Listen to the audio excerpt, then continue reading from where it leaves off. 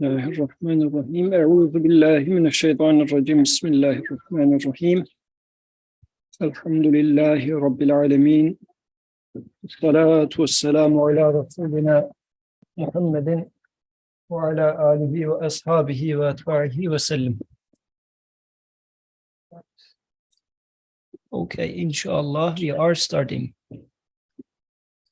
This is 10th word, the second part. We talked about first truth last week. It was the gate of dominicality and sovereignty, the manifestation of the name of sustainer, the name of Rab. So the manifestations of the divine name Rab was demonstrating, or was an evidence that resurrection must happen, afterlife must come. This was last week's discussion, inshallah. Let's continue with the second truth. And there's Red. Red, you're our reader, right? I can take the Yes. You can take a book. What? 75. Yeah, okay, I would just say we still see the first truth. Brother Bikan is talking. Go ahead, talk again. No, I just said we still see the first truth on screen. I thought you forgot it, but sorry. Okay, good. Inshallah, here it is. Yes, Red, you can start reading from second truth. It is, how long is it? How many pages? Sure. It is, okay, almost 2.5. 2.5 pages. Okay, let's read it slowly with the pace of you understanding it. Inshallah. Bismillah. Second truth, the gate of generosity and mercy, the manifestation of the names of generous and merciful. Is it at all possible that the Lord of this world, who in his work demonstrates infinite generosity, infinite mercy, infinite splendor, and infinite glory, should not give reward in a manner befitting his generosity and mercy, and not punish in a manner befitting his splendor and glory? If one looks at the disposition of affairs in this world, one sees that all animate beings, from the weakest to the most powerful, are given some fitting form of sustenance. Indeed, the weakest and most powerless are given the best form of sustenance. This largest and bounty is distributed with such lofty generosity that a hand of infinite generosity is manifestly at work. For example, in the spring, all the trees are garbed in clothes as fine as silk, just like the houris in paradise. There was a footnote. Okay, there was a footnote for sustenance. Yeah. All illicit nourishment is obtained not through the exercise of strength, but through the existence of need. The decisive proof of this is that powerless infants enjoy the finest of livelihoods, while strong wild beasts suffer from all kinds of deficiency, and that fish, for all their lack of intelligence, wax fat, while the cunning fox and monkey remain thin in their quest for livelihood. There is, therefore, an inverse relationship between sustenance on the one hand and strength and willpower on the other. The more one relies on strength and willpower, the more difficult it will be to sustain one's livelihood. So I'll return to the second paragraph. For example, in the spring, all the trees are garbed in clothes as fine as silk, just like the houris in paradise. They are encrusted with flowers and fruits, as if with jewels, and caused to offer us numerous varieties of the choicest fruits on branches delicately outstretched like the hands of a servant. Similarly, we are given wholesome and sweet honey to eat from the hand of the bee with its sting. We are clothed in the finest and softest of clothes by means of an insect that has no hands. And within a small seed, a great treasure of mercy is preserved for us. It is self-evident that all of this is the effect of a most beauteous generosity, a most delicate sense of mercy. Then, too, the fact that, with the exception of man and certain wild animals, all things from the sun, the moon, and earth, to the smallest of creatures, perform their functions with the utmost exactitude, do not overstep their bounds by an inch, and observe a universal obedience in a spirit of great awe. This shows that they act by the command of a possessor of great glory and dignity. It is also apparent that the fashion in which all mothers in the vegetable, animal, and human realms succor their weak and powerless infants with the delicate nurture of milk in tender compassion is a manifestation of God's all-embracing mercy. There's a footnote here as well. The fact that a hungry lion will prefer its offspring to itself and give it a piece of meat it would otherwise have eaten, that the cowardly rabbit will attack a lion in order to protect its young, that the fig tree contents itself with mud while giving pure milk to its offspring, the fruit. This shows to anyone not blind that they act in accordance with the commands of a being infinitely merciful, generous, and solicitous. Again, the fact that even unconscious plants and beasts function in the wisest and most conscious of fashions demonstrates irrefutably that one utterly knowing and all-wise has set them to work, and that they are acting in his name. We return to the first paragraph on page 76. Since the master of this world has then such infinite generosity, mercy, splendor, and glory, it follows that his infinite glory and splendor require the chastisement of the discourteous, that his infinite generosity requires infinite bounty, and his infinite mercy requires a bestowal of favor worthy of itself.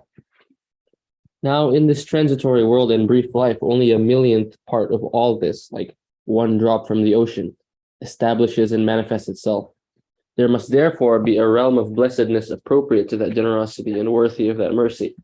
One would otherwise have to deny the existence of the mercy that is visible to us, and this would be like denying the existence of the sun that fills every day with its light.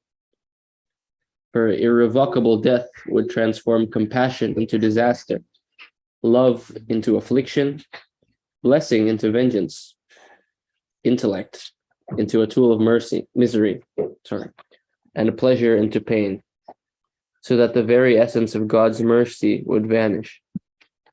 There must, in addition, be a realm of punishment appropriate to God's glory and dignity. For generally, the oppressor leaves this world while still in possession of his might, and the oppressed while still subjected to humiliation. These matters are therefore deferred for the attention of a supreme tribunal. It is not that they are neglected. It sometimes happens too that punishment is enacted in this world.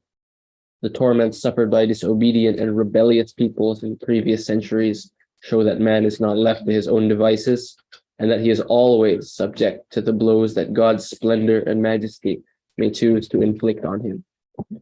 Is it all that possible that man should have the most important duty in all of creation and be endowed with the most important capacities, that man's sustainer should make himself known to him with all his well-ordered works, and man should then fail to recognize him in return by way of worship, or that God should make himself beloved of men through the numerous adorned fruits of his mercy, and man should then fail to make himself beloved of God through worship, or that God should demonstrate his love and mercy to man through his variegated bounties, and man should then fail to respect him with thanks and with praise. Is it all that possible that man should remain unpunished, left to his own devices, or that powerful possessor of splendor and glory should not make ready for him a realm of requital?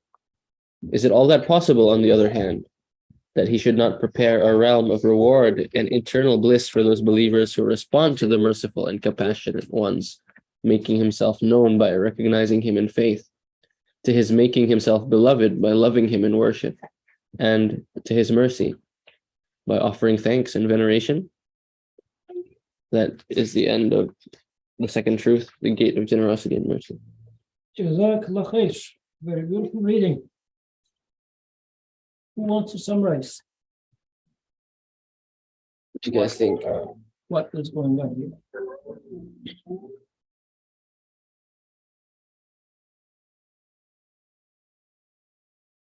Summary.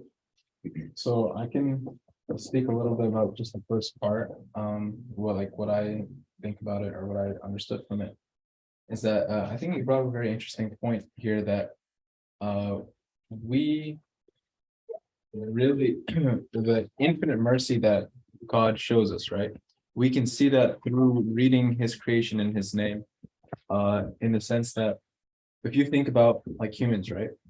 How annoying must it be for you to always be like waking up at 2 a.m. to take care of Ali, or like something like that, or like just if you think about the effort it takes for you to put care into him, even though you don't really derive any rational benefit from it, you could be using your energies to so many other things. And maybe you could say, oh, but we're human, we need to do this.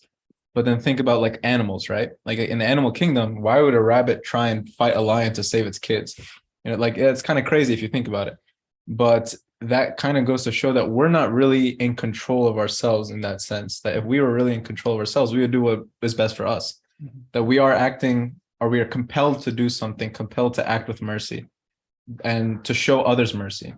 So we receive mercy by way of whoever is compelling a mother or father, for example, to show us that mercy. And that's how we can see the infinite mercy of the Creator.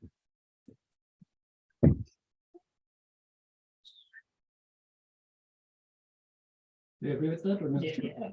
You were busy with him or you were listening? Oh, what's that good? Unless. There's a lion, there's a, you know. Yeah, good question. 10 points. So, I don't know. For him or for me? 5. So observing what was generosity and mercy, right? Mhm. Do you observe generosity and mercy? He was initially mentioning a lot of manifestation of generous and merciful. This pattern will keep repeating throughout the text. It will say that in the creation we do observe such and such, like, and he said, what was it? Is it at all possible that the Lord of this world, who in his works demonstrates infinite generosity, infinite mercy, infinite splendor, infinite glory? First of all, do you observe this? Like, when we say God is merciful, do you really observe mercy of the Creator in the creation to say that God is merciful?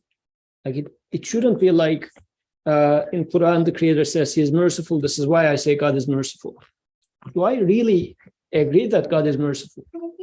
To the extent that I agree, I confirm God is merciful, then resurrection or afterlife is going to be a reality for me. I'm going to be sure about it.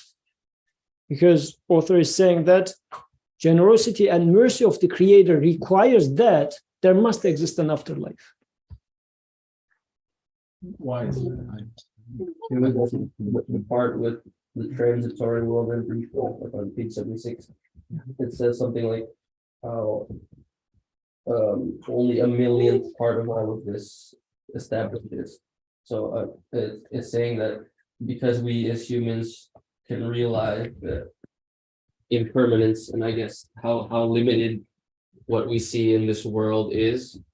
I mean, with death and changes and everything, then it should logically follow that with the infinite generosity that we can observe as the source for the generosity that we see in these beings and such, that there should be a realm of blessedness appropriate to that generosity. So there should be a source of the infinite generosity, and it wouldn't make sense for that not to exist as a form of, I don't know, afterlife. Something. That's how I'm trying to get at it. I mean, I thought of it in a different way, basically, like, you know, how Muhammad says, no one will enter Jannah except with the mercy of Allah. And they asked, even you, Prophet, and said, yes, even me. So in order, like, which means that Allah put mercy in this life too, but there's a big amount that also needs to be shown to mankind, which is saved for the Akhirah, because our actions cannot enter us to Jannah. So to basically the endless mercy of Allah can be only shown in this life and also in the afterlife. Since it's like his name, like Ar-Rahman and Ar-Rahim, like two different attributes, which magnifies his mercy multiple times. So each meaning has its own amplifications. And so there's mercy in this dunya, like Allah feeds the kuffar, Allah lets, people who disobey Allah anger him, and talk bad about him. He also feeds them, treats them properly, gives them like everything they need, sustain them. To the point, like how let's in the Quran that when they attribute a son to Allah, it is as if the sky is about to break and shatter, but Allah holds them together. I think it's from the verse in the Quran. Could be Yakadu Sama. I'm not copies, I can't recall it, but so basically it's there, and Allah basically is saving it for that thing. So He's showing mercy equally to animals and humankind, Muslim, non-Muslim, believer, non-believers, and everything. But there's a greater amount of mercy that's going to be needed in Akhirah in a lot of people to enter Jannah. So for that, death is necessary to complete that bridge for Allah to give the mercy. So that's good. That's good. But the but part is, how can I be secure about that? Take it this way. What I mean by that is, you can take me as a trustworthy person, but if I tell you that I have billions and billions of dollars in my bank account,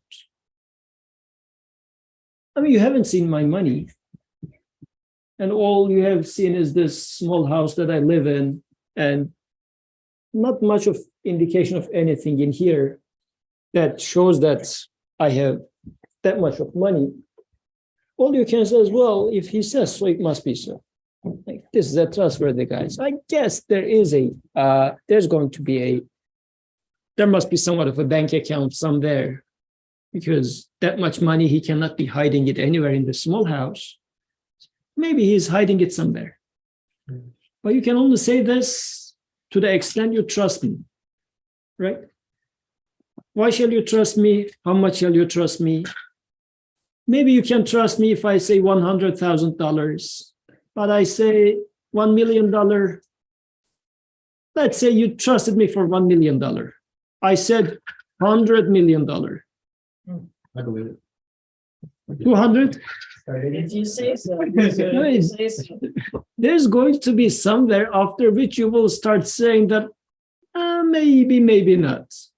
I mean, it depends on how much you trust me, right? And the relationship. So. Yes, the relationship. There must be a reason for you to trust me so that you will accept it, right? So Quran says these things, and we say that since Creator says so, it must be so, and I trust in the Creator, right? So what is the strength of that relationship, that trust, and what is the effect of this news on me? Is the question. But if, for example, you were seeing that whomever I see, like the plates you ate your food in, they were not paper plates, but they were diamond plates. Spoons, they were gold, not gold plated, they were gold, like these sort of things. Then if I say, I have $100 million in my bank account, you would say, yeah, no doubt about it. You would say no doubt about it. You would not say it must be so if he says so. You would say no doubt about it because look at the plates, look at the spoons, look at the bowls. The bowls are made up of like Very expensive frames. very expensive frames. And then you wouldn't even, it's not an issue of it must be so because he says so. You would say it must be so because everything testifies to this, right? So author in here is trying to take that sort of an approach, saying that everything testifies to this. And the way Quran teaches us is everything testifies to this. Like when Quran talks about, if we, like the verses that finish end with, وَهُوَ الْعَزِيزُ الْحَكِيمُ وَهُوَ الْغَفُورُ الرَّحِيمُ, this sort of verses. There's a justification before, then the Creator concludes the sentences with those names. Doesn't say that I am Ghafur and Rahim just because I say. No, gives the verse and then says, and like the quickest example that comes to my mind is about the proof of resurrection for the Ibrahim alayhi salam. He says, how do you create the dead? So don't you believe? No, I do believe, but for the ease of my heart, satisfaction of my heart, just take 4 birds, make them familiarized to yourself. There's 2 different translations, but I'll go with that. Then just disperse them for sides and call them back. You will see that they come back to you. Then you will know that Allah is all-knowing. And how does the verse finish? But the verse finishes like this, Azizul Hakim or something like this. So those names are being justified. The Creator says, I manifested everywhere. Don't you see that? With that, you would know. So author is taking such an approach here, saying that gate of generosity and mercy, we do observe generosity and mercy, karam and rahmah of the Creator everywhere, don't you see? This is why he started giving examples from like fishes, animals, and he says even sustenance is given more for the animals that are lacking intellect, like foxes, which are cunning animals, are, and fishes on the other hand are the stupidest animals. But fishes are being fed much better under the water. I mean, it's not like a gardens and whatnot. It's underwater. There's almost nothing in there compared to nice gardens and whatnot. Fishes are so fed and getting very well fed. And the foxes in this much richer environment who might be, and the author is making a very nice way of reading creation, actually. As if he says the Creator put that intellect to the fox and made him lean to teach you a lesson. If you rely on yourself, you're going to get fed less. If you rely on your Creator, like the fish, you get fed better because he is the one who feeds. It's not you who is getting their own livelihood. So this is an example of karam, generosity. Relying on the generous one, fishes are being fed perfectly. So by just looking at the fishes, then you could say, like for example, sometimes people share their cat pictures, right? If you see a fat cat, what do you say? Cute. Cute, like they fed him so well, right? You say this, so he eats a lot, for example. Now look at the fishes in the sea. Whomever is feeding these is taking care of them so well. The fish are cute. There's a fat shark. There's a video of a fat shark. It's very cute. Short. Yeah. So Brother Birkan, I think it's time for you to talk, inshallah. Jazakallah khair. I thought, you didn't look at the screen. The people around you were enough for you as friends, and you forget about, other friends. So this won't be much different than what you already said, but because you are a nice guy, like you're not saying it direct, so I will try to be very direct so that people, including myself, will take it hard. So when we read the first sentence, it's just an example. It says, is it at all possible that the Lord of this world? So just from here, author started talking about the world, not about the Lord. Okay, it's talking about the Lord of this world. He's not saying that, oh, our Lord. So why this is important? I think it's so important. I will try to explain, inshallah. And then he continues. Who in his works, again, it's talking about the works. Who in his works demonstrates infinite generosity, infinite mercy, infinite splendor, and infinite glory. And then continues with the rest of the part, the argument. But I guess that the first part is already so important and dense, we should maybe stop there. So I will say this very direct, and first and foremost for myself, like I have to be reminded all the time. If when I read this sentence, an author is talking about the works of a creator or Lord, Lord of this world, instead of saying things like, oh, we know that our Lord is so generous, we know that our Lord has infinite generosity, infinite mercy, and so on and so forth.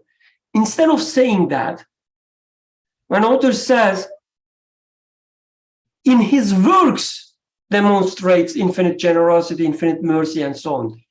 If we are not surprised, and if we are not saying that, wait a second, this is different. This is not like, what I used to understand from religion, from being a Muslim. This is different than, what people talk when they come together for religious discussions. If I'm not saying that, if I'm not realizing that this is so different, this is like almost the inverse, like a reverse order of things, and probably I'm not paying much attention here. I'm just saying that, I'm a Muslim. It is good to, spend some time with other Muslims. So let's come together and share what we already know. So author, what he's doing here, I think extremely different than what we used to hear. We always say things like, Yusuf and others already mentioned that, but again, because I need reminder, zikr all the time, so I have to repeat and remind myself. I apologize. Author here is talking about the works. And I'm looking at the Turkish, the original as well. The sentence is starting from works, not even from the Lord. So when you translate, it starts from the Lord.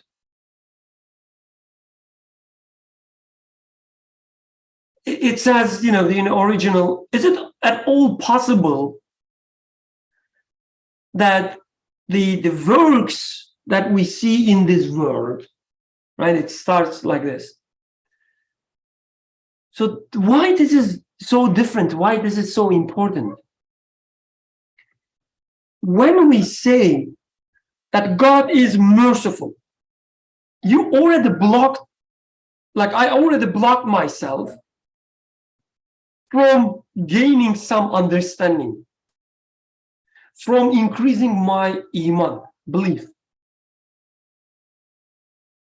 And these halakas are all about iman. Like Ibrahim alayhi salam. His journey was about iman. Every time, like every step of his journey, he questioned. He tried to, know about his creator more and more. How? By looking at the things around him. Even when it comes to resurrection, what was the method he followed? Or what was the method he was instructed? He was said, look at the birds. If you want to learn about the resurrection, look at the birds. Creator didn't tell him that you are a Muslim, you already know that there's a resurrection. He said, no, look at the birds, and then you will understand the resurrection. So author here says, we should study our life, we should study universe, and this is how we gain iman. And again, this is the reversed order.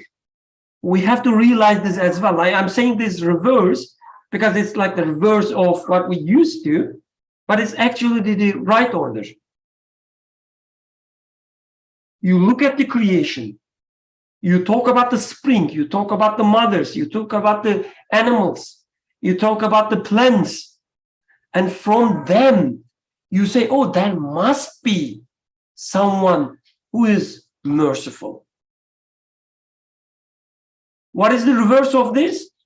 Oh, because Allah is merciful, He gives such a food to animals, and then He gives, such a milk to infants and so on. So this is the reverse order. It will not take us anywhere. It will be just repetition. But when you say that, look at these infants, how they, drink their milks, from where? And how, look at the mothers, how they treat their infants. There must be a merciful one. Now you know that you have this amniyat, the iman, that your creator is merciful. It is not just repetition, it is learning that your Lord is merciful. So again, when I read this sentence, I should be shocked. I should say, wait a second, what's going on here? Why author is talking about the works? Why author is talking about the spring? Why is not talking about the creator? We already know about the creator. Let's talk about him. I should be shocked, like why? Jazakallah khair.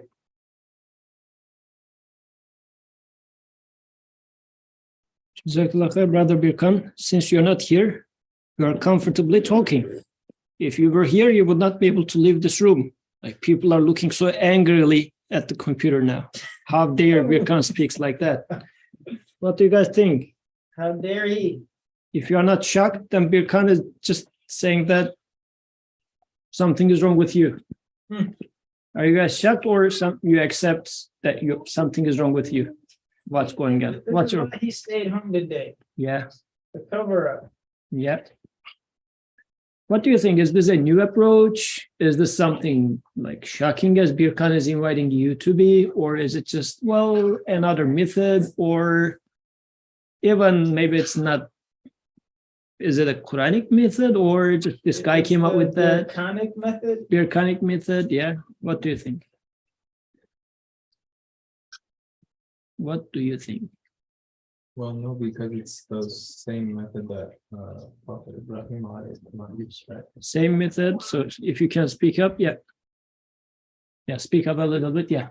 No, because it's the same method that Prophet Ibrahim used in his ever-evolving journey of Iman. So apparently, author started gate of generosity and mercy, the manifestation of the names of generous and merciful.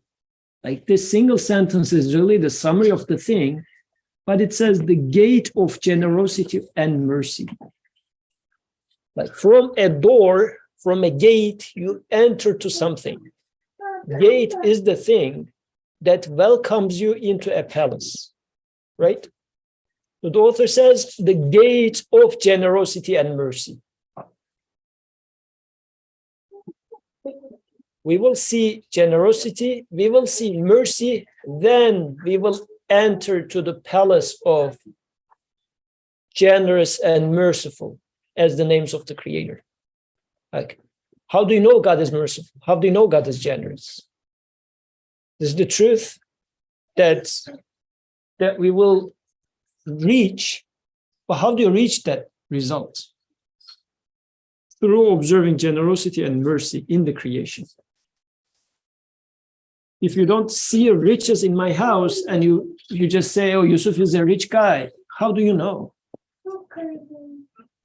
And the Creator is putting all those evidences in the creation. It's not like he didn't put anything.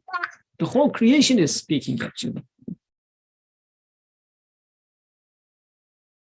So such a method is what we are being invited through the creation, and also how Quran is presenting the Creator to me.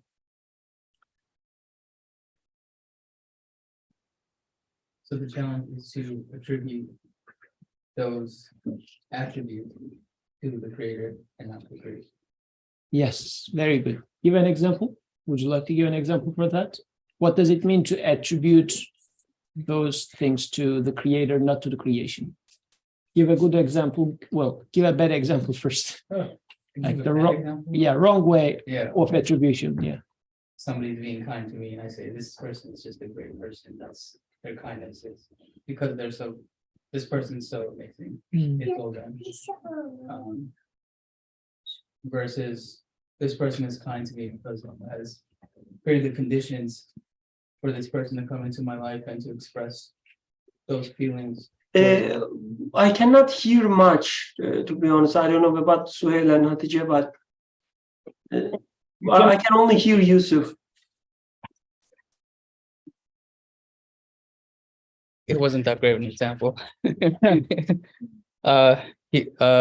Yusuf was asking me to give an example of this summation of what we spoke about, that we must try to attribute what we're seeing of these different characteristics of the creator. So attribute the attributions of Allah to him and not to the creation. So a bad example was somebody being generous to you. You give all credit to that person, and seeing that it's out of their character, their generosity alone that's leading to their good feelings towards you, versus you realizing that Allah has put this person in front of you and made them a means for him to express his mercy to you. So, But the author didn't give example for humans. What type of examples he gave? sustenance, Nature. mostly sustenance, I He think. talked about trees, let's say. He talked about trees and person. What do you think? How would you apply that to a tree? That's just what trees do. What do they do? Oh, well, he gave the example of the fig tree. I don't know about the fig It tree gives milk to. its fruit. And it keeps the mud for itself. I don't know anything about that. When you take off the fruit from fig tree, a white substance comes out of there. Oh, So the author is interpreting it as if it is feeding its children with milk, but it itself is drinking mud. right, right. And he is saying that as if this is a metaphorical creation. The creator is saying that as if like a mother, I drink mud, but feed my children with milk. Right. To whom do you attribute such a thing, for example? Like, have you ever said, from my hometown, we are famous with apricots. Apricots of Malatya. When I say such a thing, whom do I praise? The soil of Malatya. The soil of Malatya, or the type of food, or the climate and whatnot. This is a wrong attribution. Like, there's a beauty being manifest in there.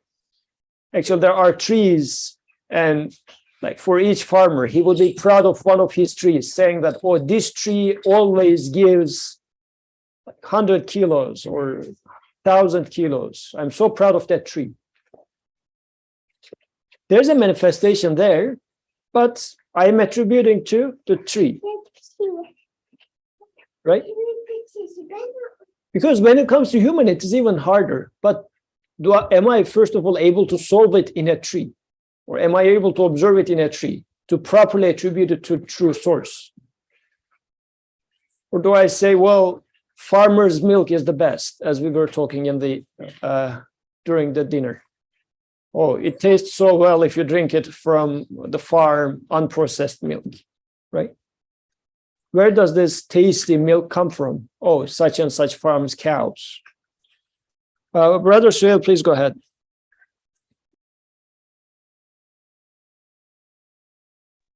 Oh, assalamu alaikum. Just to touch up what, not to add too much more, but others have said, in terms of the method, if one were to say, for example, God says he's merciful in the Quran, so therefore he must be merciful. It completely sort of neglects how the Quran presents God, I don't know if you can bring up a verse, but verse 2760, Surat An-Namal. It's like this a common sort of framework that how Quran presents things.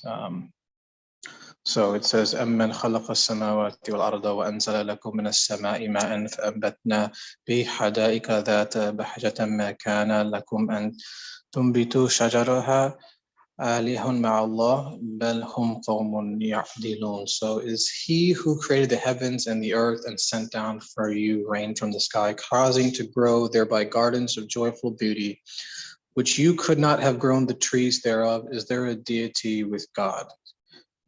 But they are a people who ascribe equals.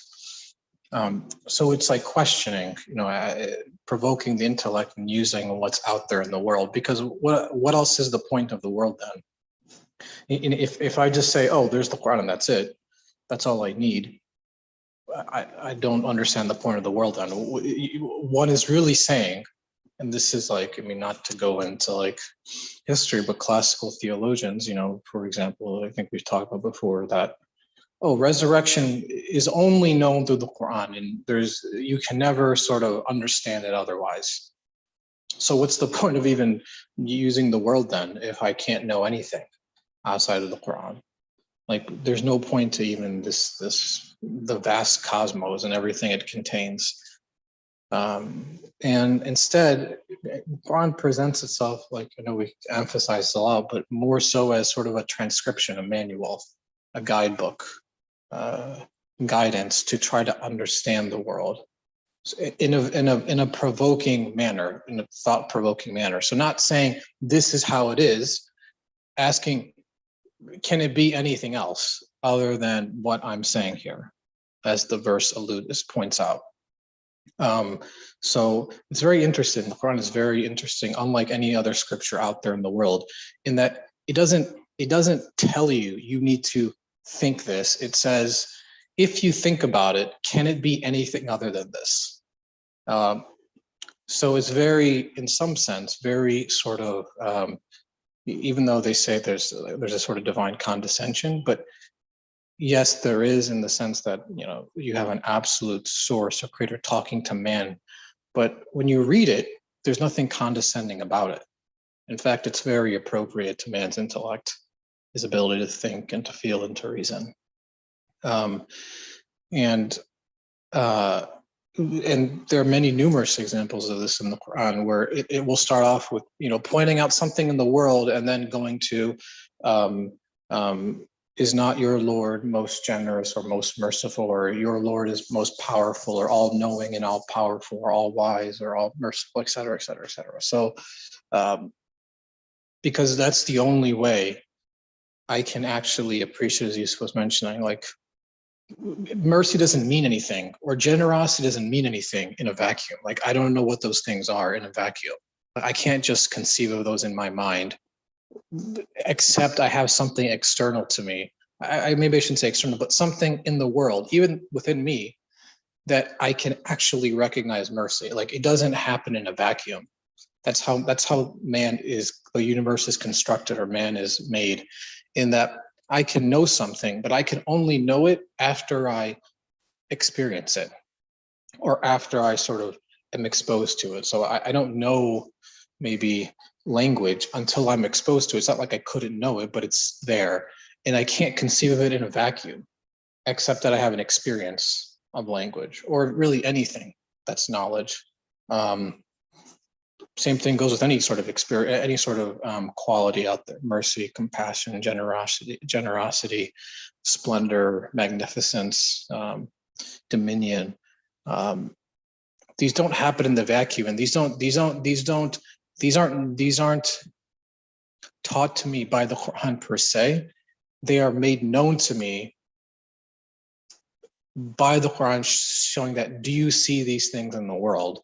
Because these are things that I can only appreciate from my experience of the world.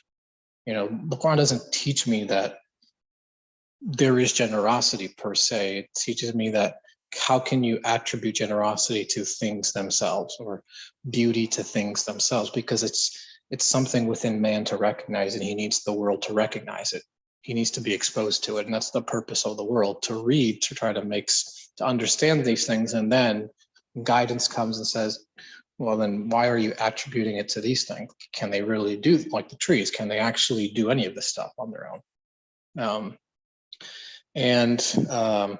The last thing I'll say is, this is not to get into sort of, logical construction or reasonable construction, but, even, when I say something like, just in a vacuum, God is this, or God is such and such, or God is that, it's essentially, well, I'm not necessarily anthropomorphizing God, like in my sort of intention, but in a sense I am, because I can say Yusuf is this, Yusuf is such and such height, or Berkan is such and such height, or he looks like this, he is this, because those things are obvious, are apparent to me. They're not they're not hidden or sort of immaterial, so to speak. They're beyond the material world. They're not unseen. But when I say God is, I'm personifying God like I am to a man. I say like, oh, God is this, but where is God? It's just out of nothing I come up with this idea, God, and then I say he is this or that. But as Berkan was alluding to foremost, I can only know of an author after I read the book. It's impossible any other way.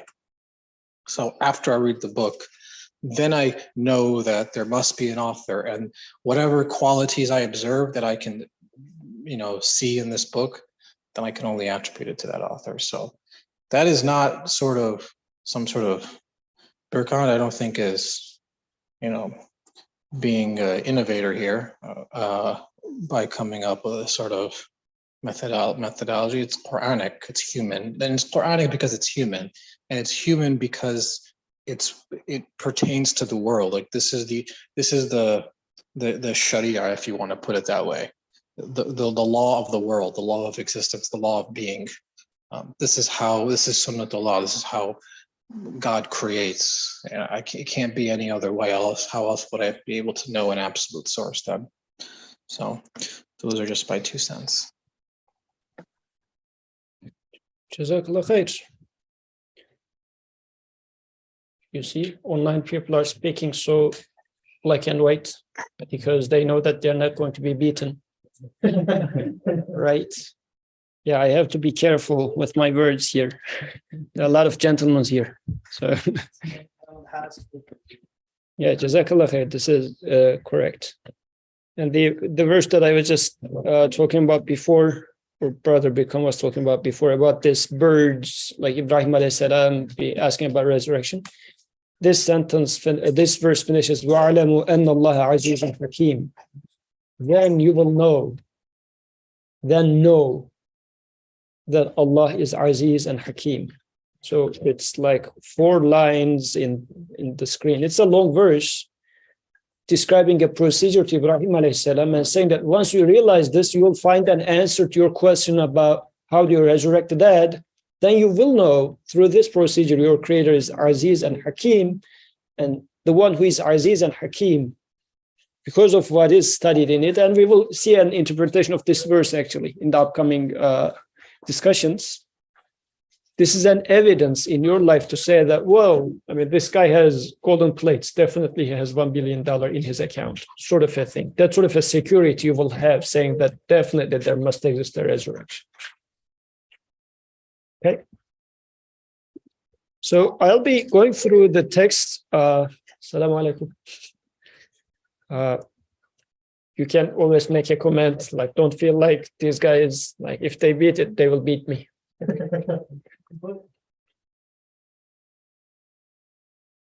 Okay.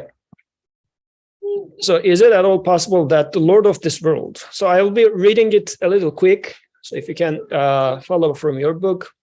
Is it at all possible that the Lord of this world, who in his works demonstrate infinite generosity, infinite mercy, infinite splendor, and infinite glory, should not give reward in a manner befitting his generosity and mercy, and not punish in a manner befitting his splendor and glory?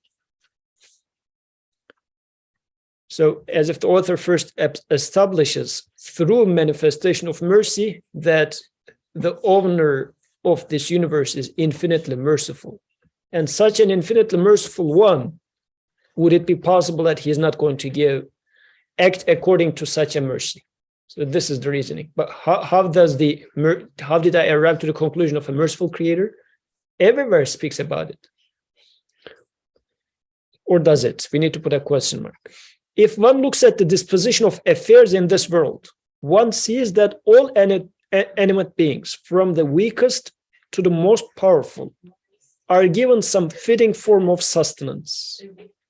And in the footnote, he was talking about how everything is given as sustenance. Is it not?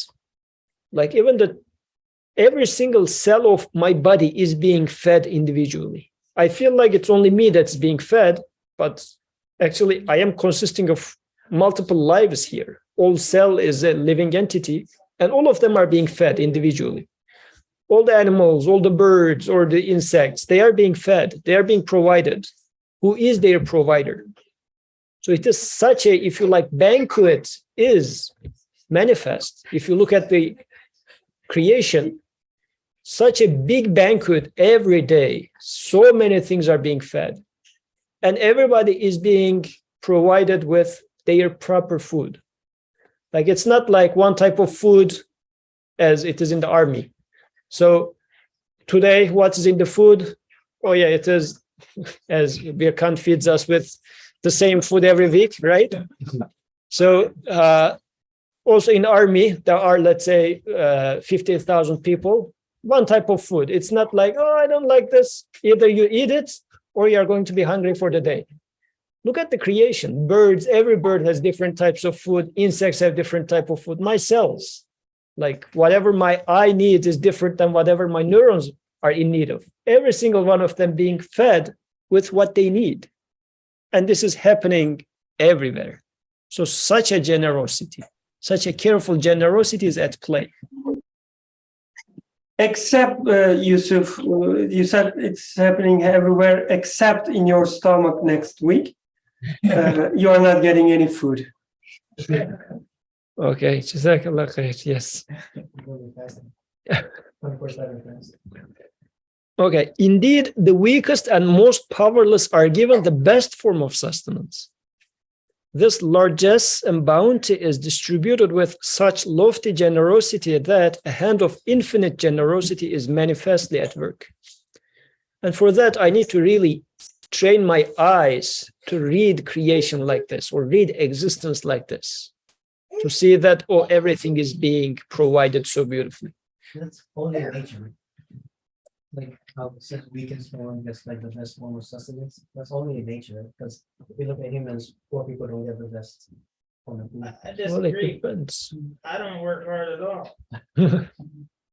I mean, you also use the example of the newborn.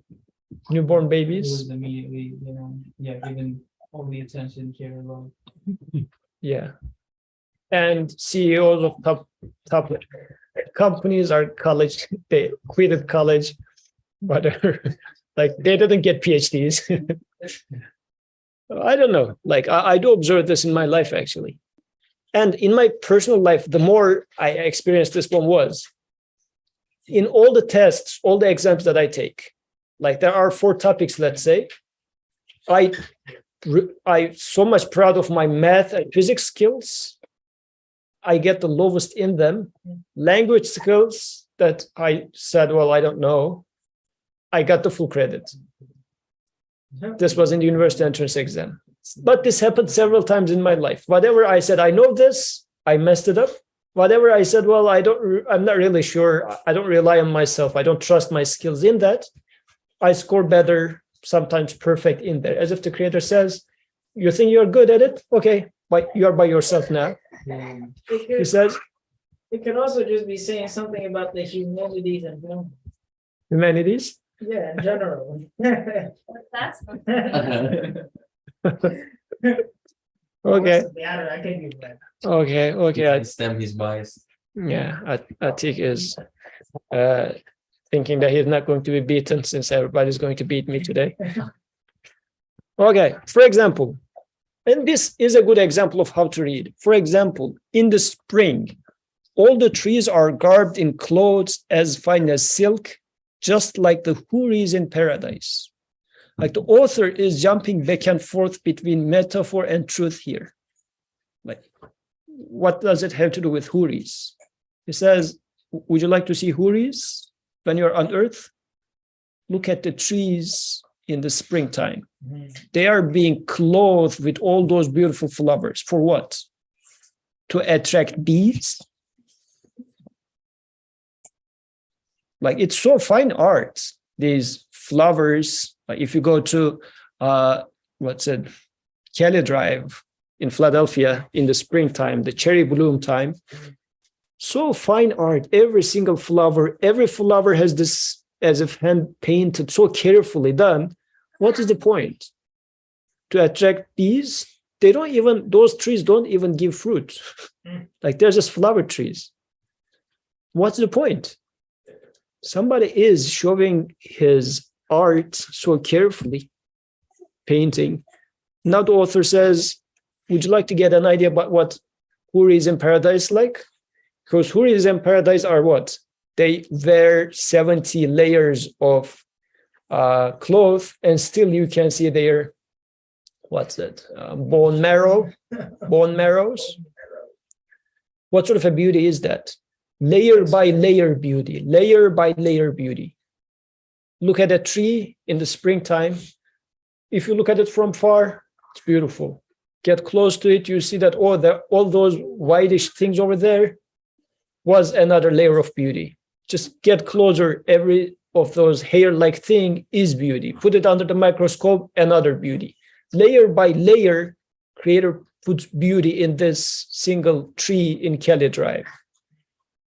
And such trees are all over the globe.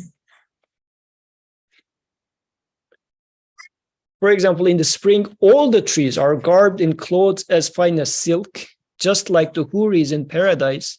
They are encrusted with flowers and fruits, as if with jewels. And then there are fruits on trees, right?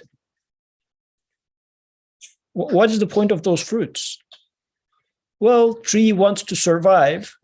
This is why tree puts this meat on top of the seed, just to lure animals so that animals eat the fruit and distribute it all over the place.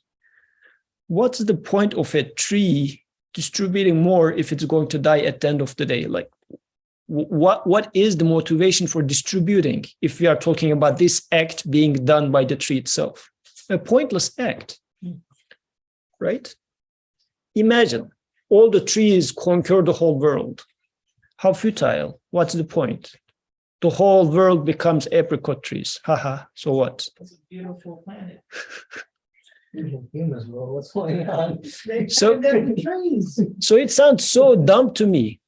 It's so dumb when humans try to conquer the whole world. Okay, like 70 years later, let's say Burhan gets into politics, becomes a dictator, conquers the whole world. So what? What's going to change? Like, And what's going to change? you're going to die 70 years later, Burhan. I'll leave the world a much better place. No, it's not. You will leave the world. I think this is the point. Wherever the world is left, you will leave it. So, and after you leave it, who cares where you left it? Like, if this is, I'm talking about the materialistic worldview, right? But the one who is giving putting all those fruits on top of all those trees, such a generosity, such riches. But for that, I strongly recommend you to go and pick up fruits or vegetables from farm. It's way different than picking it up from supermarket. It makes you more closer to the reality that the soil, this plant, and so beautiful and valuable and totally, like, even the stark color difference is as if the Creator says, look, I want to attract your attention to here. Dark earth, green planet, perfectly red tomato. Trying to attract attention as if saying that these are not the owner. I am the one who put it over there. These are all, so riches are being put in there all manifesting that he has this karam. But we do attribute it to things. Oh, this farm gives good tomato, good harvest, because they put such and such, fertilizer, right? By saying fertilizer, I'm attributing this karam to such things. I distribute it to things. I'm saying, yeah, partially God gives it. Or I say, well, God gives it to fertilizer, fertilizer gives it to, or, I mean, all sort of such things, which takes away the idea of Kareem. Okay, I'll keep reading. And caused to offer us numerous varieties of the choicest fruits on branches delicately outstretched like the hands of a servant. So it's a very beautiful way of reading it. He says the trees are giving it to you like this, as if a servant is offering you the fruit. I think this is, as we were talking before the discussion, this is how a stick becomes a snake, lively. Previously, it was a branch of wood for you, a tree. But now it became a live servant of your creator, handing over you the gift of your creator. The value of that fruit tree must have changed a lot in your eyes now. Previously, it was an independent plant who was generating fruit to spread on the globe.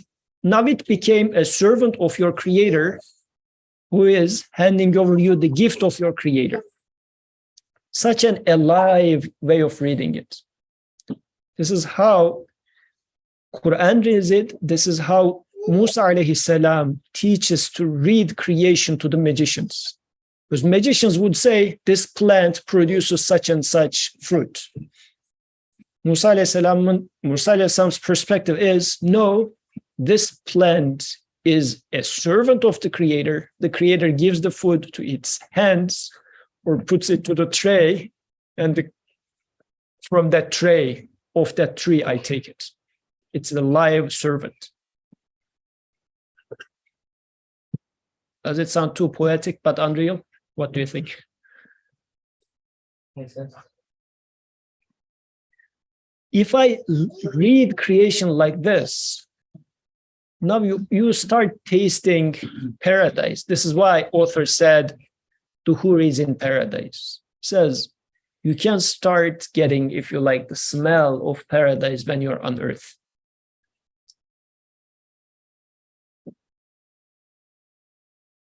This is how you can become like shaheed. Shaheed people, for shaheed people, how do we know about shuhada? Don't tell them dead. They didn't taste death, right? How Rasulullah describes us, or how Quran describes the shuhada. Don't tell them dead. They're alive. You don't know, but they're alive, right? They didn't taste death. Death has died for them. There's no death for them. In your world, is there a death? Yes, this is why you die. Imagine death disappears in your world. Like to me, for example, if I used to think that if I pass from this door, I will die. For whatever reason, whomever left this door never came back. So this door is death to me. This is how I take it. But if I realize actually it's not death, it's just a passage. And this is a super dumb example, but it's just a passage to the upper level of this house, then there's no death in my world anymore. It's just another passage that I go through. And actually, to enter this house, I passed through another door. It was not death for me. So this is not death for me either. We know such a thing happens for shuhada. So it's not like I'm cooking up an idea for you. Not dying is possible. for a certain group of people, right? Is it only for a certain group of people who fight in the battleground? Or is it possible for others as well? Can you become a shaheed without, I mean, even if you don't fight in the battleground, can you become a shaheed as well? Okay, what else? Voluntarily. Make it voluntarily, not like, because going to battlefield might be a voluntary act. Right? Accident is an accident. It's not voluntary, right? Can you become a shaheed by choice? So that death dies for you. Maybe you can. Let's not be more controversial than this. But these are, at least, should expand our understanding of afterlife, eternal life, or, for example, with the case of Maryam, radiallahu anha, when Zechariah used to enter her place, he used to see that there's always some fresh fruit. Where is this from? She used to say, it's from my creator, right? A miraculous act, right? Some fruits coming to your desk from paradise. How does this happen? I think this is why the author is saying that, look at those springtime. They are like huris. Huris happen in paradise, author. What are you talking about? Says the things in the paradise, they are there, but you can start seeing them in here. These are the examples of that huris in paradise, if you know how to look at them. Because when Prophet was among people, he used to see angels, he used to talk to angels, and even angels came and Sahabi saw the angel, Jibreel alayhi salam, and Prophet was with them. So what we are talking about is not, oh, it happens occasionally only when the Prophet is with them. All these examples happening in the life of Prophet means these are things possible for you, Atiq, today. And Quran is training us. Prophet trained Sahabi for that. To what extent is this part of my life? I can take the knowledge of that time and say that, well, this is technically, this is what it is, come up with a definition for that and leave it there. Or I can live it, not leave behind, but live. No, how do I say? Leave, like life. Live, okay, I live it. How do I taste it? Because I would like to enjoy this. Okay. How can you live with resurrection as part of your life? Just don't take it as a dry knowledge, but it should become a portion of your life, as if that pumps you excitement, enthusiasm, rather than hopelessness, let's say. Because death is something that gives you hopelessness. Eternal life gives you satisfaction and hope. How can I make it real? Because a dry knowledge is not providing that to me, at least. It should be real. Springtime is also a hint towards the afterlife, because Allah talks about it in the Quran is like, look at the earth, how Allah revives it after its death. Mm-hmm. So springtime, you see all the plants and all the flowers coming back to life. Mm-hmm. So it's a very good indication towards like how we're going to be resurrected back and how it's possible for people to come back alive. Because like with disbelievers, they don't believe that we're going to be resurrected, and how they would come to Prophet and say, how is Allah going to revive us from like dust? Mm-hmm. You know, so it's a very good like example or like a hint. Yeah. For that, like The one who is going to resurrect me keeps resurrecting everything every year. So he is capable. yeah. We have to wait until spring. We have to wait till spring, okay. Well, I think woke up today.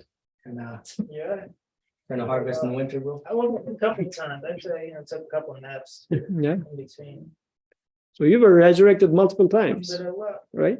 Yeah. Like resurrection, examples of resurrections everywhere. Because the thing is, for example, next week, can Birkan feed us with beans? No doubt about it. Like he fed us with beans and nothing else so far for the past how many weeks, right? We have no doubt about that. If one can say, well, I don't believe that Birkan can cook beans, we would say, well, ask me. Like we have been eating nothing but beans for. So, and It's actually beans and then chickpeas and sometimes, different things, but yeah, sure, for your, the tongue and, the mouth, it's all same. Sorry, yeah, go ahead, please. okay. So, so in this creation, if I say, well, am I going to be resurrected really? So have you not been resurrected so far? The one who kept resurrecting you, what makes you think that he's not going to resurrect you once more? Or the one who resurrected so many winters with the spring, what makes you think that is not going to resurrect you? So these are all reading the signs within the creation. Reading ayat within the creation. Creation is a Quran as well. Creation is a Quran as well, right? Just a different type of letters the creator uses. Like in Mus'haf, he uses a different type of letters. Because when you speak Quran, it is like a different type of letters. It's written in the air. When it's written on the paper, it's with those shapes over there, right? It's a different shape. Same Mus'haf, but when I recite it with my mouth, the shape of the letters are different. It's now sound waves, right? It doesn't look anything like this, does it? When I say La ilaha illallah or Bismillah, when I say Bismillah, does it sound anything like this one? I mean, it's a shape you observe with your eyes when it comes to this one on the paper. When I recite it with my mouth, it is a different type of signal. It is sound waves, right?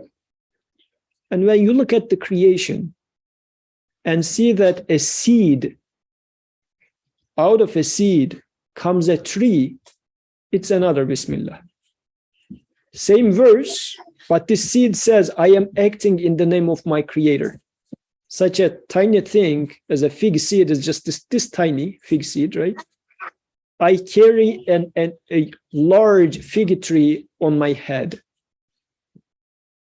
Like imagine this little boy over there, Ali, like a fig seed, and he just leaves the door and conquers the world. You would say that, well, he is acting in somebody else's name because I know that this kid is not even able to raise like a toy. He is incapable in and of himself, yet he conquered the world. Oh, therefore, somebody else is acting. It's not he who is acting. This is another type of Bismillah that is written by in the shape of a fig tree. It's again speech of God. It's again Quran in this sense. And this is what the author is in here teaching us how to read. Because you went to Sunday school to learn how to read that Bismillah with the letters. You need to go to school of prophetic tradition to learn how to read Bismillah that is written in the creation, in a fig tree. Because so far our secular education was exactly the opposite of how not to read it in the name of the creator. We learned how to read a fig tree for the sake of fig tree. We say, oh yeah, it is the genes and evolution and chances and nature and whatnot. We need to learn how to read the Quran of the creation as a prophet and prophetic narration, prophetic tradition teaches us. So it requires effort. It's man. Okay. Similarly, we are given wholesome and sweet honey to eat from the hand of the bee with its sting.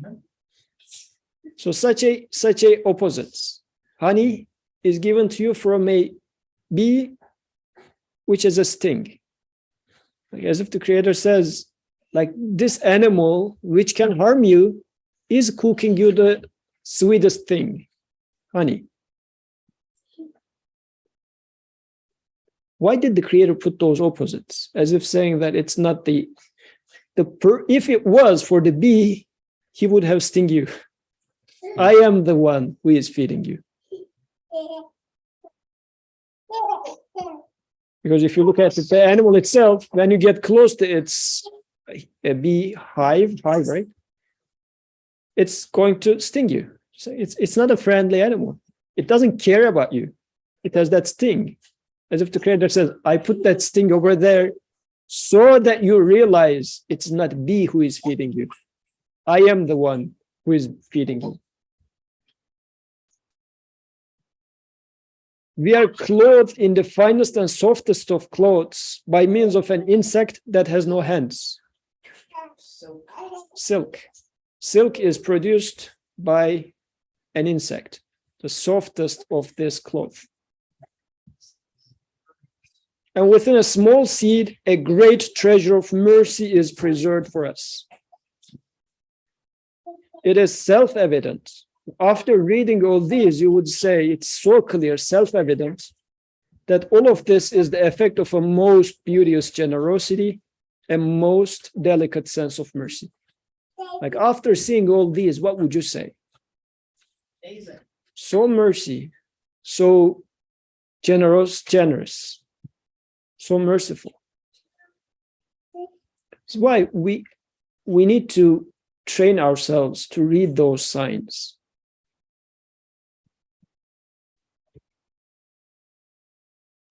And it requires practice. Really, it requires practice. This is not something that we get used to, because religiosity for us is a little different than what the author is doing here. I'm looking at trees and bees and whatnot. Well, I mean, when we go to the open, well, I go to the open. Brother Bacon might want to make fun of me right now.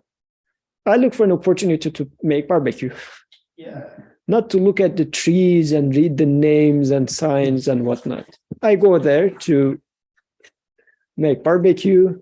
Some people go and make, I don't know, drink horse milk. Okay, whatever. Sure. So reading the signs of the creator, do I do that? There's signs in barbecue. Signs in barbecue? The coal, how it was formed, but How amazing how black it is. the char on the meat. Char on the meat. Yeah. Okay. It's pretty interesting. You talk about it, like, especially right now, our generation and like the world around us is so, it's surrounded by the creation of human. And Surah Baqarah, Allah talks about how the creation of Allah is much greater than the creation of human, because the creation of Allah, it's basically holds the remembrance of Allah. Like you can connect, you can look at a camel. Allah uses like nature, and you can look at sky, mountain, camel, animals, and you can tell right away it's not, no man created it. And that's a hint towards Allah, because you can't really interact with Allah directly. You can't talk to him. So the nature is basically a way to connect to Allah. And we're so disconnected. Like we get our food, tomatoes and milk and all this stuff, we get it from supermarket, and we're disconnected from how it was produced. Yeah, we're disconnected. We're like surrounded by the creation of human, and we're disconnected and like deprived of remembrance of Allah. Yeah. We don't get to appreciate it. Yep. That might be why we have so many modern ailments. Depression and this or that, just because you need these signs. You need something to, wake you up, right? And so you don't have the nature. You have the smog is covering the skies. You barely see the sun, the moon, plants or trees. You need more signs. Yeah. Good. It's 8:31. Let me see. Okay. So author goes like this. Then to the fact that with the exception of men and certain wild animals, all things from the sun, the moon, and the earth to the smallest creatures perform their functions with the utmost exactitude, do not overstep their bound by an inch, and observe a universal obedience in a spirit of great awe, This shows that they act by the command of a possessor of great glory and dignity. It's also apparent that the fashion in which all mothers in the vegetable, animal, and human realms succor their weak and powerless infants with delicate nurture of milk in tender compassion is a manifestation of God's all-embracing mercy. So he keeps reading pages and pages of mercy and compassion. No, generosity and mercy. Okay? Pages and pages of the creation. And then he said, so I guess now, since we're going to finish it, let's wrap it up. So if such a mercy we observed, such generosity we observed, then death comes before I even taste 1,000th of what that mercy and generosity could provide. And I have this eagerness to taste even more, it takes it away. And then there is those people who are like oppressors. They live this life without getting punished, which is against mercy. And then those that are oppressed, who could have been given more generosity, go without getting what they deserve, or not even deserve, but what generosity would offer them. Then either I would say, well, there were no generosity actually in the first place, because this would become a contradiction. If the picture is not completed, then I need to go back and say there were no mercy in the first place. There were no generosity in the first place. Or I would say this generosity, which I know for a fact now, I have eaten the dinner on this golden plates. I know golden plates exist. I know this guy is so rich. Then I would say, if he is feeding me with just chickpeas, meat is coming. This generosity of this golden plates and the, diamond fork and spoon requires that there should be a biryani, not just chickpeas, rather So bacon. not at beer council. So it will not be at because I'm sorry, beer con. So Can't resist. yeah, once generosity is established, you say, well, but how about this? Therefore, and it's very beautiful actually. Then the injustices of or lack of generosity, mercy here and there becomes evidences of afterlife. Then you say, why does Creator put it like this? To invite you to highlight that afterlife is coming. To make it fair. To make it fair. To make a fair, To make it Make it fair. make it fair, but also to point you that it's coming. Because I wouldn't search otherwise. Like, think of it this way. Why does Creator give us pain? Well, if there were no pain, you would just chop off your head and not realize it. And then you will die with losing blood, right? Yeah. Once something happens to your hand, so, the pain is saying that be careful, right? So the wisdom, the beauty in even having a pain is there. So this apparent injustices or lack of mercy here and there indicate that, there is a realm of infinite mercy that's going to complete the picture. Or alternatively, I can say this is how you kill death. Because I used to think that, death is going to annihilate me. By seeing it like this, I say, death is not death, really. Death in the sense of something that annihilates me. Death then becomes just a passage. These manifestations then becomes a means for me to say that it's not the end. It is just your graduation. Otherwise, I wouldn't know. Okay, shall we conclude, Brother Bekan, H. Beyza, Suhail, anything you would like to add?